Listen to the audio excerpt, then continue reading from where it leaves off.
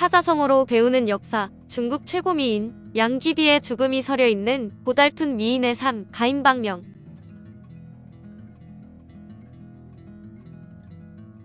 가인방명. 아름다울가. 사람인. 열불박. 목숨명. 가인방명이란 여자가 아름다우면 단명하거나 인생이 불행하다는 뜻의 고사성어인데 주로 예쁜 여자가 어떠한 이유로 단명할 경우 자주 쓰이는 용어입니다. 특히나 과거 신분 제도일 때 아름다운 외모를 가진 하류층 여자는 편안히 살지 못하는 경우가 많았는데 상류층의 도리개가 되거나 그 아내의 질투의 대상이 되는 건 빈번한 일이었습니다. 이 밖에 같은 계층 간이나 성별 간에도 미인은 수많은 시기 질투를 받으며 험하게 다뤄졌기 때문입니다. 방명이란 수명이 짧다는 뜻이 아니라 원래는 팔자가 기구하다는 뜻으로 소동파가 출가하여 속세를 떠날 정도니 그 인생이 얼마나 기구했을까 하여 지은 시에서 유래되었습니다. 소식의 방명가인. 쌍혀붕소 발말칠. 안광이 염주정력. 두 뺨은 엉긴 우유빛, 머리엔 옷을 발랐는데 눈빛은 발로 들어와 구슬처럼 또렷하구나. 고장 백년작선에 불어홍고한 천질. 원래 흰 비단으로 선녀의 옷을 만들고 붉은 연지로 타고난 바탕을 더럽히지 못한다. 오응교연대야치. 무한간수청미지. 오나라 말소리는 귀엽고 부드러워 아직 어린데 한없는 인간의 근심은 전혀 알지 못한다. 자고가인 남영박. 폐문춘진영 화락. 이로부터 가인은 대부분 방명이라 하니 문을 닫고 봄이 다하면 버들꽃도 지고 말겠구나. 소동파가 지방 장관으로 있을 때 우연히 절간에서 나이 30이 넘었다는 어여쁜 여승을 보고 그녀의 아리따웠을 소녀 시절과 파란만장한 삶을 유추하여 미인의 운수가 기박함을 쓴 시입니다.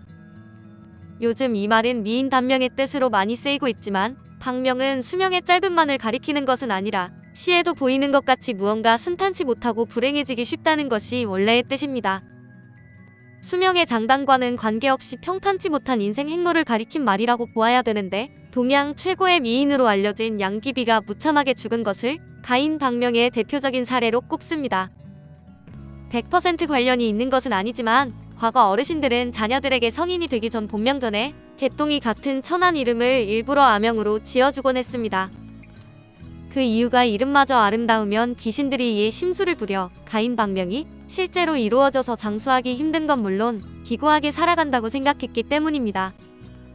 반대로 천한 이름을 지어주면 귀신들이 천하다고 여겨 목숨을 안 뺏어가서 그런 전통이 있던 것인데 일설에는 원래 유목민들의 풍습으로 원간섭기 때 고려에 유입됐을 거라는 주장도 있습니다. 일반 백성도 그랬지만 이런 아명은 양반이나 왕마저도 피할 수 없었는데 인종 임금의 아명은 백돌이, 고종 임금은 개똥이었습니다. 호사가들이 중국 4대 미녀로 꼽는 양귀비의 죽음을 비롯해 사람들에게 각인되는 인식이 큰 쪽은 사망이라 후대의 방명이 곧 요절로 뜻이 변했음을 짐작할 수 있습니다. 여기서 잠깐 양귀비의 삶과 죽음. 양귀비에 대해 간단히 살펴보면 양귀비의 본명은 정확하게 알려지지는 않았지만 보통 양옥환이라고 하며 양귀비는 양시성을 가진 귀비라는 의미입니다. 당나라 현종의 무해비 소생인 수왕 이모의 비였는데 무해비가 죽고 우울해진 현종이 한마디로 며느리를 자기 여자로 취한 것입니다. 그냥 취하기는 남의 눈이 의식되었던지 현종은 양귀비를 도교에 추가시켜 우선 수왕과 떨어뜨린 후 자기 여자로 만들었다죠. 무튼 양귀비는 현종의 총애를 받는데 온천을 좋아하는 양귀비를 위해 온천 궁궐인 화천궁으로 조정을 옮겼으며 양귀비의 옷을 만드는 전문 인력만 무려 700명을 두었다고 합니다. 그녀가 남방 특산의 여지라는 과일을 좋아하자 지방관이 금마로 신선한 과일을 진상한 일화는 유명합니다.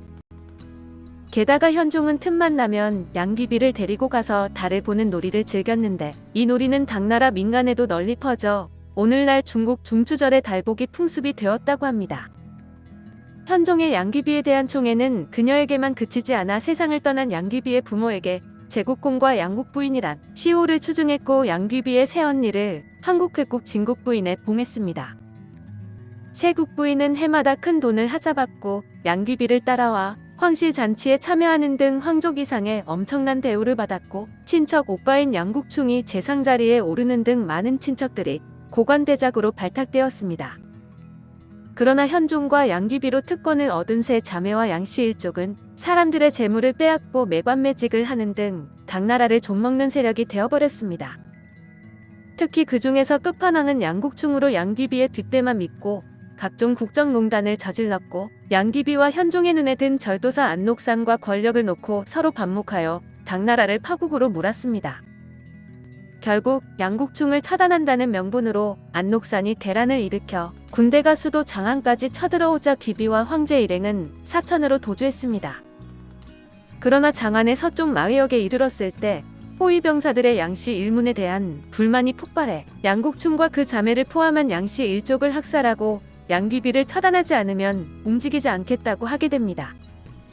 현종은 양귀비는 죄가 없다고 필사적으로 변호했지만 병사들의 기세가 드세요. 결국 양귀비는 고력사의 도움을 받아 길가에 불당해서 목을 메어 자결을 하게 됩니다. 양귀비는 중국 역사상 최고의 미인으로 언급되는데, 현종의 후궁인 매비가 양귀비를 살찐 종년이란 의미의 비비라 욕했다는 일화가 있어 현대의 미인상과는 다소 거리가 먼 타입으로 추측됩니다.